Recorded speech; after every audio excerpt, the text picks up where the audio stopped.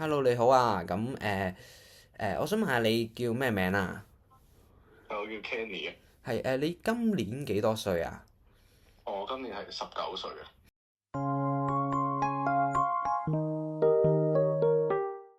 咁你認為啦，即係如果以一個男仔嘅角度嚟講啦，咁其實男仔比女仔嘅 first impression 又重唔重要呢？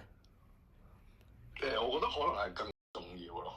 第一點，我覺得就係、即係我覺得好多女仔都話中意啲比較高過佢嘅男仔啦。即係可能佢哋對啲高啲啊嘅男仔打眼望去，哇呢個好高咁樣。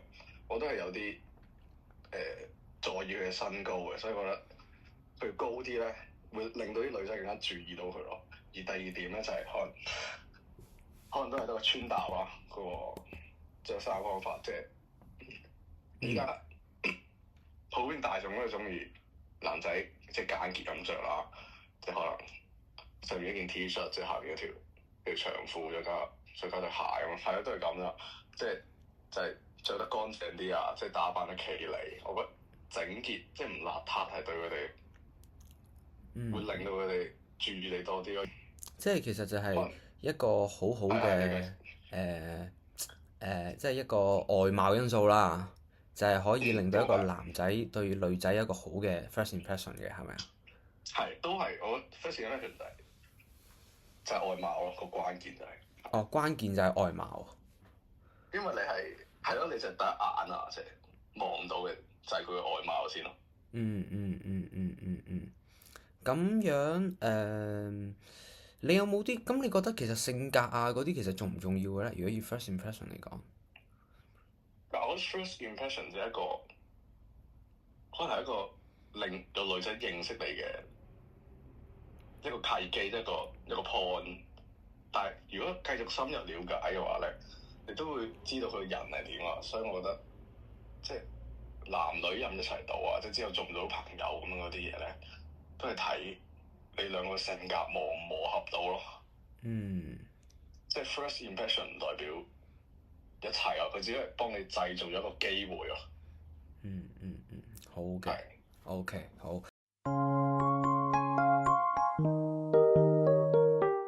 咁你認為啦？咁其實就有咩方法啦？咁先至可以令到兩個人嘅感情升溫呢？即係你識咗個女仔之後啦，咁你有咩方法可以令到感情升溫呢？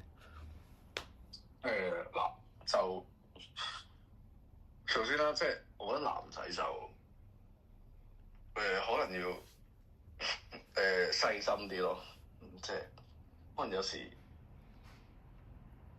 你可以用自己嘅經歷可能有時講下嘅，係啊。即係所以我嘅經歷就係、即係可能同佢行街啊，即係我係負責開門啊。有時去商場我都係開門嗰個，跟住即係有時馬路啊，我都係企喺外邊咁樣，即係都會俾到啲可能所謂嘅安全感佢啦。跟住即係如果升溫嘅話，就我覺得係喺傾偈嗰度會有咯。即係例如你平時可能上堂咁樣啊，即係你可能讀 U 嚟上堂，跟住同佢傾偈，咁啱又，我覺得好睇你哋有冇共同嘅話題咯。哦，即係睇下有冇共同係話題。係，我覺得係有冇共同嘅話題。如果你哋兩個係好少共同話題，我覺得好難傾落去。係即係其實都係一啲face to face 嘅 interaction 嚟嘅，係咪啊？係，多數我覺得我 prefer 一個 face to face 多過喺 WhatsApp 咁樣同佢 type 啊。即係我係比較少 type 咯。如果我都直接打電話過去。係好。即係我比較中意講嘢咯。我個人就外向啲嘅。嗯嗯嗯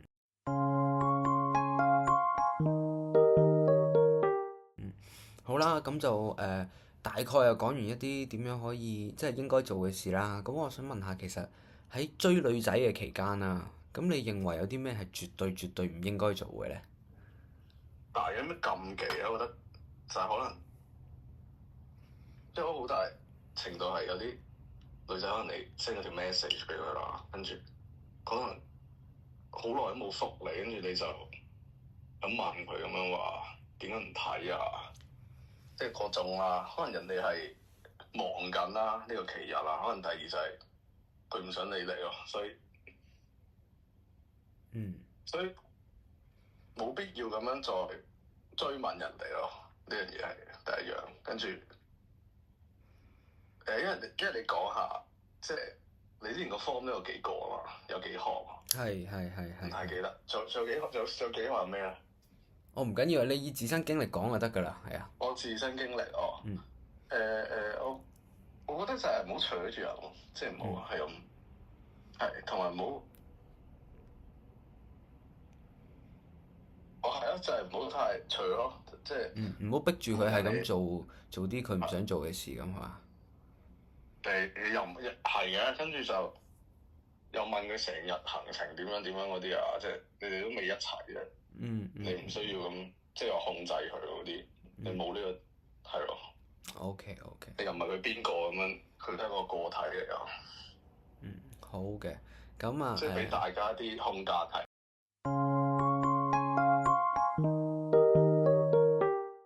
好，咁就去到最後啦，咁啊其實想問下睇下有冇你一啲特別嘅一啲追女仔嘅技巧，咁就可以分享下俾一啲想出 pool 嘅人咁樣。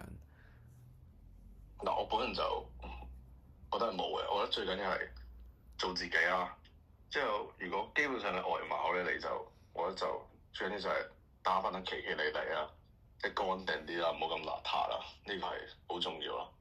之後可能着衫嗰啲啊，你都可以睇下啲穿搭嘅，即係網上咧好多咁嘛，都去了解下人哋着衫點配搭啊、顏色啊嗰啲，即係亦都